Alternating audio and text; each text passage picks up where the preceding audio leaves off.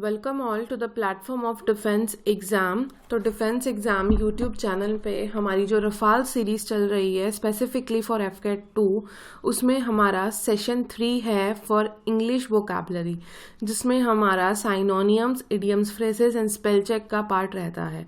So daily ये class आपको 8 AM पे मिला करेगी रिकॉर्डेड वीडियो। सो आप इसको ज़रूर चेकआउट करके अपने अकॉर्डिंग पढ़ लीजिएगा। यूट्यूब चैनल डिफेंस एग्जाम को सब्सक्राइब कर लीजिए। यहाँ पे आपको डेली बेसिस पे टारगेट टाइम टेबल मिलता है। अगर आप फ्री प्रेपरेशन करना चाहते हैं एफकेट 2 के लिए तो आपको इस चैनल को सब्सक्राइब करना है एंड ऑल फॉलो करना है एंड इस चैनल को ज़्यादा से ज़्यादा शेयर करना है। जो बच्चे CAPF के लिए प्रिपेयर कर रहे हैं उनको यूनिक्स लर्निंग चैनल को सब्सक्राइब करना है, क्योंकि यहाँ पे आपके पेपर 2 के लिए फतेह सीरीज चल रही है। पेपर 2 में फतेह सीरीज के साथ साथ आपको CAPF के टारगेट को कैसे हिट करना है उसके लिए आपको टारगेट टाइम टेबल प्रोवाइड किया जा रहा है। और यहाँ पे सारे सब्जेक्ट्स को कहाँ से फॉलो करना है, क्या सोर्सेज हैं, वो सोर्सेज भी फ्री ऑफ कॉस्ट हैं, आपकी प्रेपरेशन को बूस्ट करने के लिए हेल्पफुल रहेंगे। एंड आप सब बच्चे इस टेलीग्राम चैनल को ज्वाइन कर लीजिए। यहाँ पे जो भी नोटिफिकेशंस रहती हैं, जो भी PDFs रहती हैं वो शेयर की जाती हैं, तो इस टेलीग्राम चैनल को जरूर ज्वाइन कर लीजिएगा। ये हमारे कुछ रिजल्ट्स हैं जो कि हमारे प्रीवियस स्टूडेंट्स एफकेट में हमारे थ्रू पढ़ के सिलेक्शन लिया था, तो you can also be one of them in the coming time. So Rafale series AFCAT के जो टाइमिंग्स हैं, जो आपकी क्लासेस हैं, यहाँ पे we have taken up the decision that there will be the recorded class, right. तो recorded class का स्केड्यूल भी सेम रहेगा। 8 AM वोकैबुलरी इडियम्स, मैथ्स का 1 PM, जनरल नॉलेज का 5 PM, right. So this is a free recorded class and बीच बीच में हमारा जो रहेगा वो लाइव सेशंस भी रहेंगे। अगर आपको कोई भी डाउट्स होगा या क्वेरी होगा तो आप टेलीग्राम चैनल पे डाउट पूछ सकते हैं, राइट। टेलीग्राम चैनल पे आप अपनी रिक्वेस्ट डाल सकते हैं, तो उस बेसिस पे हम लाइव सेशंस रख लेंगे। एंड जो बच्चों ने अभी तक प्रिपेयर कर लिया है बट अपनी प्रेपरेशन को नहीं चेकआउट किया कि वो किस लेवल पर लाई कर रहे हैं एंड उनको मॉक टेस्ट देना है, so you can also visit to www.unixlearning.com and यहाँ पे सिर्फ only in ₹99 you can take up the mock test for the AFCAT, CDS and CAPF, right. चलिए आज के वोकैबुलरी वर्ड्स को हम स्टार्ट करते हैं। The very first word of today session is allies. Allies का मतलब क्या होता है, राइट।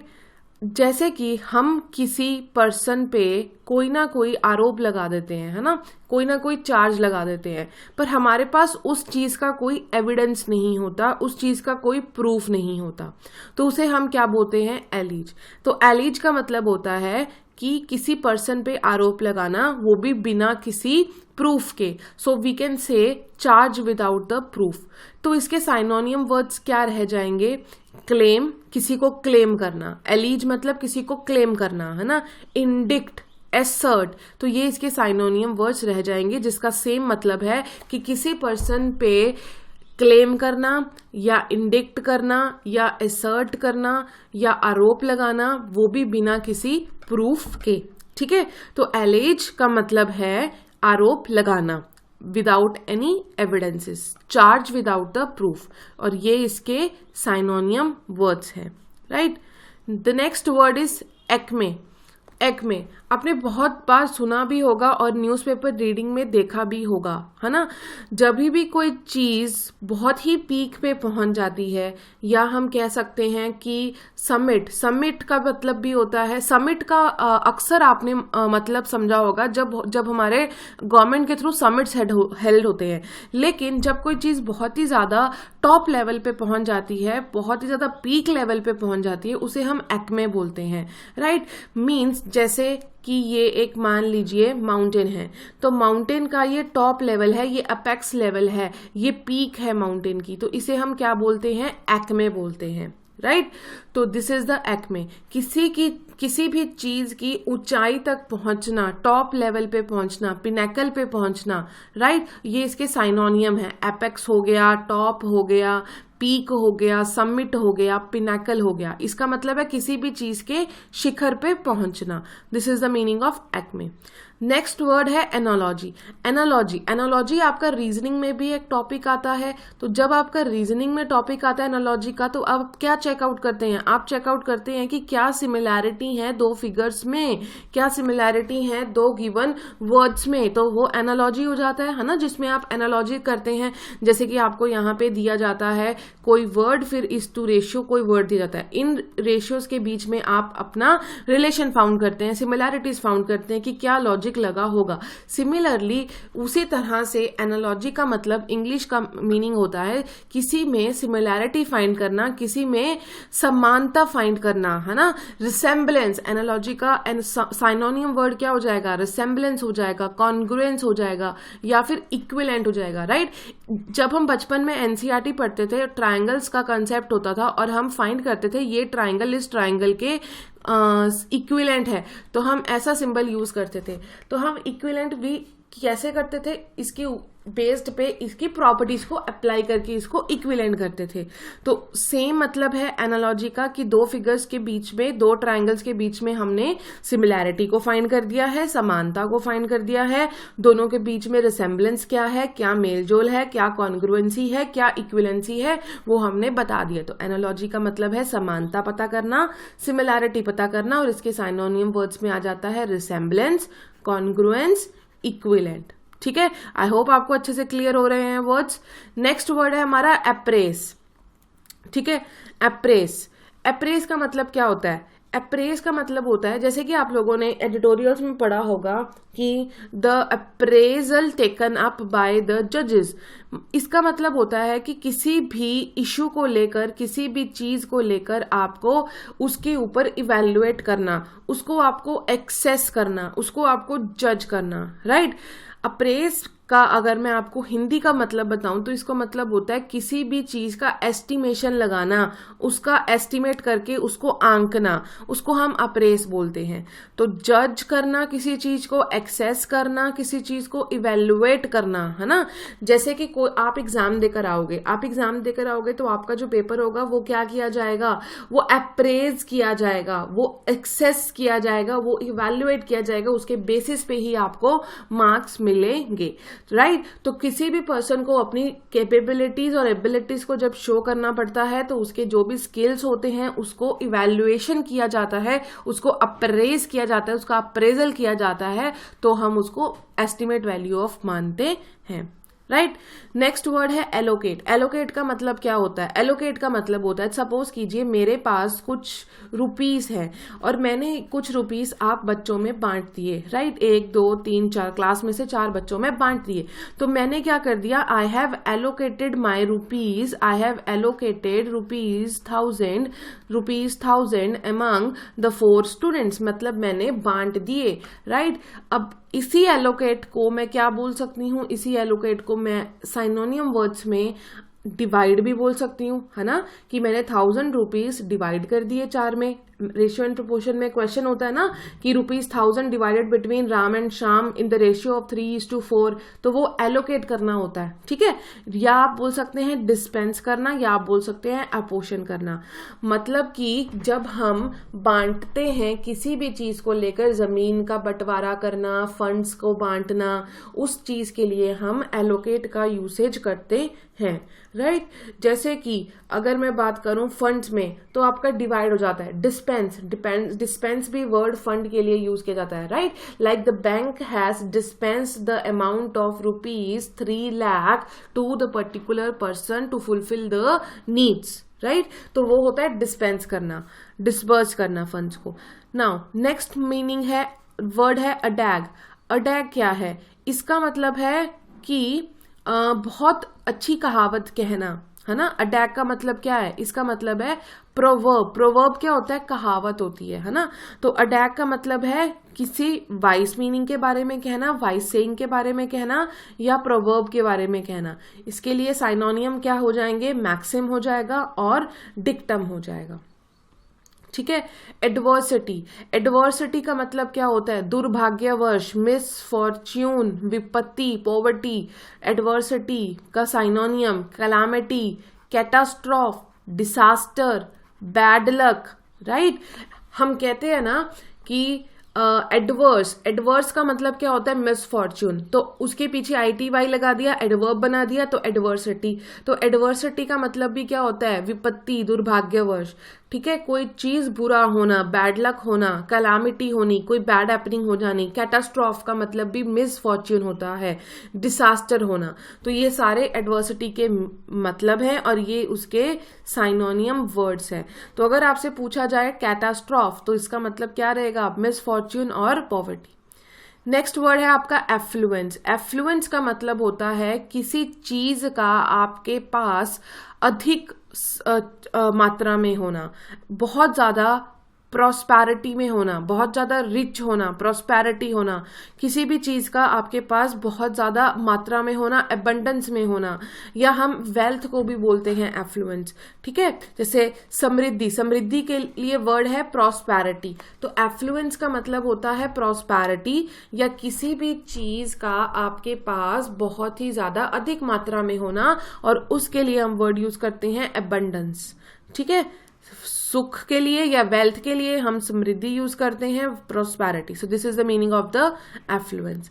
नेक्स्ट मीनिंग वर्ड है एम्पल। एम्पल का मतलब क्या होता है? एम्पल का मतलब भी होता है अबंडेंट। ठीक है, अब देखो यहां पे हमारा था एफ्लुएंस। एफ्लुएंस का मतलब होता है अबंडेंस में होना, बहुत ज्यादा मात्रा में होना। उसी तरह का मतलब है एम्पल। इसका मतलब भी है कि एम्पल में दो मीनिंग निकल के आते हैं।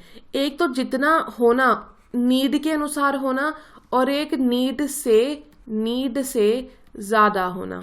ठीक है, मुझे इतने 1 kg राइस की रिक्वायरमेंट है, ये मेरी नीड है, लेकिन मेरे पास 50 kg राइस मौजूद है, तो मेरी नीड इतनी है, नीड से ज्यादा मेरे पास मौजूद है। मोर देन नेसेसरी मतलब मेरे पास बहुत ज्यादा बॉन्टिफुल है, बहुत ज्यादा अमाउंट प्रेजेंट है, प्लेंटिफुल है। So that is the meaning of ample. मतलब कि पर्याप्त, कि मुझे जितना चाहिए उतना तो मेरे पास है, बट उससे भी ज्यादा अधिक मात्रा में मेरे पास वो चीज मौजूद है कि अगर मुझे किसी को देना पड़े तो मैं दे सकती हूँ, या मुझे साल भर के लिए चलाना पड़े या 2 साल के लिए चलाना पड़े तो उसको चलाया जा सकता है। तो एम्पल का मतलब है कोई चीज ज्यादा मात्रा में पड़ी हो। तो सफिशिएंट हो गया इसका साइनोनियम, बॉन्टिफुल हो गया इसका साइनोनियम, प्लेंटिफुल हो गया। ठीक है, नेक्स्ट वर्ड है आपका एब्सॉल्व। एब्सॉल्व का मतलब क्या होता है? एब्सॉल्व का मतलब होता है किसी को माफ करना, किसी को पार्डन करना, किसी को माफी देना, किसी को फॉरगिवनेस करना, किसी को विंडिगेट करना, किसी को एक्सोनरेट करना, किसी को एक्विट करना। एक्विट का मतलब भी क्या होता है? दोष मुक्त करना। एक्सोनरेट का मतलब भी क्या होता है? दोष मुक्त करना। फॉरगिव का मतलब भी क्या होता है? दोष से माफी दे देनी। विंडिगेट का मतलब भी दोष से मुक्त करना होता है। तो एब्सॉल्व वर्ड है। इस एब्सॉल्व के ये वाले जो वर्ड्स हैं ये क्या हैं? ये साइनोनियम्स हैं, और इनका मतलब क्या है? आप किसी को क्षमा दे रहे हो या उस पर्सन को दोष मुक्त कर रहे हो। सो एब्सॉल्व इज टू फॉरगिव। इसके साइनोनियम वर्ड एक्विट हो गया, एक्सोनरेट हो गया, फॉरगिव हो गया और विंडिगेट हो गया। विंडिगेट का मतलब, इसमें से सबसे इंपॉर्टेंट क्या पूछा जाता है आपसे? विंडिगेट पूछा जाता है। और विंडिगेट में जब आपको ऑप्शंस दिए जाते हैं तब आपको समझ में नहीं आती कि क्या आंसर होगा उसका। तो इसके ऑप्शंस में आपके पास एक्विट भी हो सकता है, फॉरगिव भी हो सकता है, या पार्डन लिख सकते हो, राइट, या 2 वर्ड्स और दिए जा सकते हैं। तो ऑप्शंस में पूछा जाता है कि which is the synonym? A and B, A only, B only, C none of this. तो आपका आंसर हो जाएगा A and B, acquit and forgive, right. इस तरह से आपके क्वेश्चंस आते हैं। तो ये था हमारा वोकैब का सेशन। आगे स्टार्ट करते हैं हम इडियम्स। ठीक है, तो इडियम्स में सबसे पहला इडियम है एट सी। एट सी, एट सी का मतलब क्या होता है? कोई भी पर्सन जब बहुत ज्यादा कॉम्प्लिकेशन सिचुएशंस में होता है तो उसके माइंड के अंदर का कन्फ्यूजन का लेवल बढ़ जाता है। जैसे कि जो बच्चे अभी एफकैट का प्रेपरेशन न्यूली स्टार्ट कर रहे होंगे तो वो बच्चे बहुत ही ज्यादा कंफ्यूज हो रहे होंगे कि मुझे जीके पढ़ना है, मुझे मैथ्स पढ़ना है, मुझे रीजनिंग पढ़ना है, मैं कहाँ से पढ़ूं, कैसे पढ़ूं, क्या करूं। तो उन सब चीजों को लेकर वो बहुत कंफ्यूज हो जाते हैं। तो उनके लिए ये इडियम पूरा वैलिड होता है एट सी। उस पर्सन के लिए ये इडियम लगता है जो पर्सन बहुत ही ज्यादा कंफ्यूजन में होता है। कंफ्यूजन का अगर मैं आपको साइनोनियम बताऊं तो परप्लेक्स्ड, परप्लेक्सिटी या परप्लेक्स्ड या परप्लेक्स्ड बोल सकते हैं। ठीक है, तो आई होप समझ में आ गया है। नेक्स्ट इडियम है add fuel to the flame और फायर, है ना, मीन्स जलती हुई आग में तेल डालना। ठीक है, इसका हिंदी में है आग में तेल डालना। तो अगर आप जलती हुई आग में तेल डालेंगे तो आग क्या होगी, आग आपकी भड़क उठेगी, आग आपकी भड़क उठेगी। सो उस भड़कती हुई आग में जो सिचुएशन है वो आपकी क्या बन जाएगी, और वर्स हो जाएगी और खराब हो जाएगी। तो सिमिलर मतलब है, अगर आप फ्यूल मतलब तेल डाल रहे हो फायर में तो वो आपकी सिचुएशन को या मैटर को बहुत वर्स बना देता है। एट 6 and 7, राइट, सपोज मैंने बोला ये ब्लॉक 1 है, ये ब्लॉक 2 है, ये ब्लॉक 4 है, ये ब्लॉक 5 है, ये ब्लॉक 3 है ना। अब ये मैंने ब्लॉक्स की प्लेसमेंट कर दी, पर ये सारी प्लेसमेंट मैंने ऐसे ही रख दिया रैंडम उठा के, तो ये डिसऑर्डर में है। तो जब भी कोई चीज 6 and 7 का मतलब होता है जब भी कोई चीज ऑर्डर में नहीं होती, जब भी कोई चीज ऑर्डर में नहीं होती उसे हम एट 6 and 7 बोलते हैं, मतलब डिसऑर्डर में होती है। अगर मैं 1 फिर उसके बाद 2 उसके बाद 3 उसके बाद 4 उसके बाद 5, तो ये हो गया आपका परफेक्ट ऑर्डर। पर जब वो चीज डिसऑर्डर में होती है तो उसके लिए हम क्या वर्ड यूज करते हैं, एट 6 and 7। नेक्स्ट इडियम है एज्यूम एयर्स। ठीक है, एज्यूम एयर्स मतलब कि एज्यूम का मतलब क्या होता है, अपनी तरफ से मानना, अपनी तरफ से मानना, बेशक सामने वाला माने या ना माने, है ना। तो इसका मतलब होता है प्रिटेंड करना सुपीरियोरिटी को, मतलब इस तरह से बिहेव करना कि आप ही सुपीरियर हो, आप ही डोमिनेंट हो, आप ही प्रोमिनेंट हो बाकियों से। ठीक है, और टू अदर्स और better than one really is, है ना। सपोज कीजिए ये 2 पर्सन है, ये 2 पर्सन है, ये ए है ये बी है, ये कोई भी पर्सन जॉबलेस है, ये पर्सन जॉबलेस है, और ये पर्सन अच्छे से बैंक में जॉब करता है या अच्छी जगह पे गवर्नमेंट सेक्टर में जॉब करता है या मान लीजिए प्राइवेट सेक्टर में भी जॉब करता है, बट ये जॉबलेस है। बट इस पर्सन का जो एटीट्यूड है वो एज्यूम एयर्स जैसा है, क्योंकि ये मानता है कि भाई मैं ही सुपीरियर हूं, और वो इस एटीट्यूड में इस वाले पर्सन को भी क्या मानता है, बेवकूफ कंसीडर करता है। तो एक्चुअल में कौन बेटर है, ये वाला पर्सन बेटर है, बट इस पर्सन ए के अकॉर्डिंग ही is assuming the air, he is pretending कि he is superior to the B. ठीक है, तो एज्यूम एयर का मतलब ये है। नेक्स्ट है एगस आइड, आर्गस आइड। आर्गस आइड का मतलब होता है कि आपको बहुत ही ज्यादा केयरफुल रहना है, आपको बहुत ही ज्यादा ऑब्जर्वेंट रहना है। सपोज कीजिए आप किसी लेबोरेटरी में बैठे हैं और आपका कोई एक्सपेरिमेंट परफॉर्म हो रहा है और आपको कुछ समय के बाद में उसमें केमिकल को ऐड ऑन करना है, और अगर आप उस केमिकल को ऐड ऑन नहीं करेंगे तो कुछ टाइम के बाद वो एक्सपेरिमेंट में क्या होगा कि वो बर्स्ट हो जाएगा और उसमें से फ्लेम निकल पड़ेगी। तो ऐसे सिचुएशन में आपको वहां पे आर्गस आइड होके बैठना पड़ेगा, आपको बहुत केयरफुल बैठना पड़ेगा, आपको ऑब्जर्व करते रहना पड़ेगा उस एक्सपेरिमेंट को, और आपको पता होना चाहिए कि कितने कितने टाइम के बाद उसमें वो केमिकल ऐड ऑन करना है ताकि वो एक्सपेरिमेंट अच्छे से चल सके। ठीक है, नेक्स्ट इडियम है at a stone's throw. At a stone's throw का मतलब होता है वेरी क्लोज, मतलब कि जिसके बीच का डिस्टेंस जो हो ना वो डिस्टेंस बहुत ही कम हो, डिस्टेंस बहुत कम हो। ठीक है, जैसे ये मान लो ये मेरा घर है, ये मेरा घर है, दिस इज माई होम। ठीक है, और ये मेरा ऑफिस है, ये मेरा ऑफिस है, तो मैं क्या बोलूंगी, my office is at a stone's throw from my home, कि मेरा ऑफिस सिर्फ 1 किलोमीटर, मतलब बहुत ही कम डिस्टेंस में है, या आप मान लीजिए कम भी नहीं है, 0.5। ठीक है, so my office is at a stone's throw from my home, मतलब जो बहुत ही नजदीक हो या जिस 2 चीजों के बीच का डिस्टेंस बहुत कम हो उसे हम एट स्टोन्स थ्रो बोलते हैं। नेक्स्ट इडियम है बाय हुक और बाय क्रोक।